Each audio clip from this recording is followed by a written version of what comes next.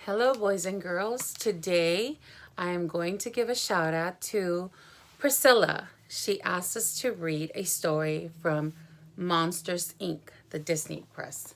So I will go ahead and read Monsters, Inc.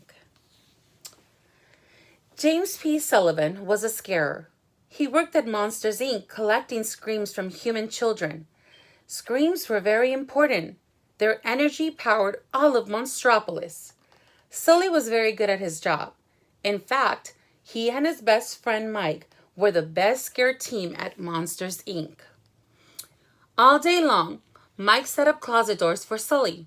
And all day long, Sulley walked through the doors into children's rooms and scared them. One evening, Mike was on his way home when Ross, the fire clerk, asked for his daily paperwork. Mike had forgotten to do it.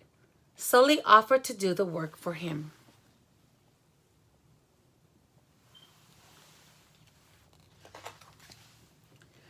When Sulley returned to the scare floor, he found the tiles door still in its scaring station. Puzzled, he peeked through the door. There was no one there. Sulley closed the door and stepped back onto the scare floor. Suddenly, he felt a tug on his tail. "Kitty!" a voice called. It was a human child! Sulley screamed.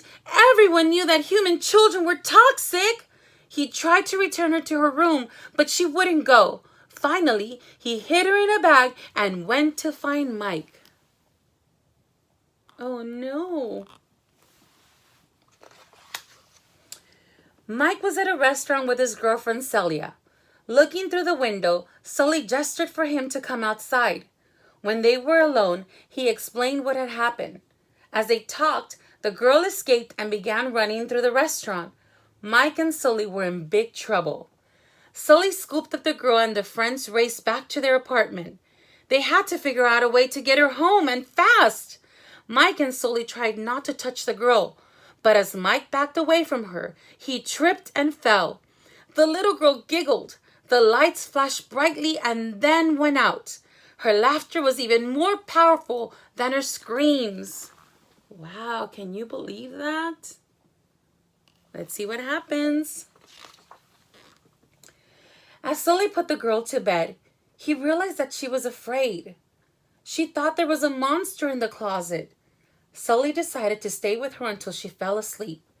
Later, Sulley told Mike, "This might sound crazy, but I don't think that kid is dangerous." The next morning, Mike and Sulley dressed the girl in a monster disguise and took her to work. They had to get her to her door. When they arrived, the office was crawling with Child Detection Agency agents. The CDA was searching for the girl. Luckily, the girl's disguise worked. Oh no, I hope they can get her to her room. While Mike went to find the girl's door, she and Sulley played together in the locker room. "Boo!" she said with a giggle. Just then, Mike returned. But there was another monster close behind him. It was a scarer named Randall. Mike and Sulley ducked into a bathroom stall. They listened in horror as Randall told his assistant to get rid of the girl. When Randall left, Mike and Sulley snuck the girl onto the scare floor. But Mike had made a mistake. "This isn't Boo's door," Sulley said. Just then, he realized that Boo was gone. He and Mike split up to find her. As Mike searched the halls, Randall cornered him. He knew all about Boo. He told Mike to bring her to the scare floor. He would have her door waiting. Oh no, let's see what's gonna happen. Sulley found Boo playing with some little monsters. Soon Mike caught up with him. He told Sulley about Randall's plan. Together they went to the scare floor, but Sulley didn't trust Randall. Determined to prove that the door was safe, Mike stepped through and was captured by Randall.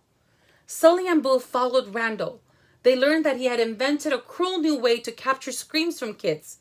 He was about to try it out on Mike. Sulley rescued Mike and then raced off to find his boss, Mr. Waternoose. He needed to warn him about Randall. I hope he can find him and tell him on time.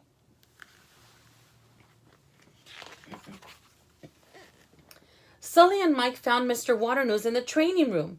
They quickly explained what had happened. Mr. Waternose promised to fix everything, but he was really working with Randall. He grabbed Boo out of Sulley's arms and then pushed the friends through an open door. They were stranded in the Himalayan mountains. Oh no, he was in with them. Sulley knew Boo was in trouble. He had to get back. He and Mike raced to the nearest village and found a closet door to lead them home. Sulley rushed to Randall's lab. He tore the machine apart and saved Boo, but he still had to get her to her door. Mike and Sulley climbed onto the machine that carried doors to the scare floor. "Make her laugh," Sulley told Mike. He knew Boo's laughter could power the doors. Suddenly, Randall appeared. He chased the friends through door after door. With Boo's help, Mike and Sulley trapped Randall in a closet and shredded the door.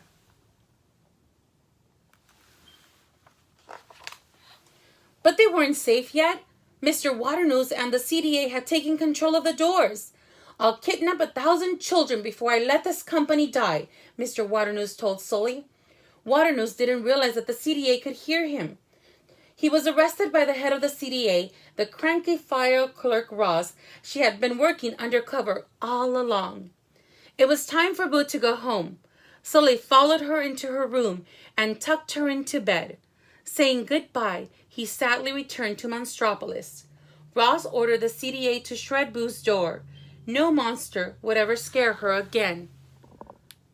Oh, that was very nice. Now she's safe. After that, the scare floor became the laugh floor, and Sulley became president of Monsters, Inc.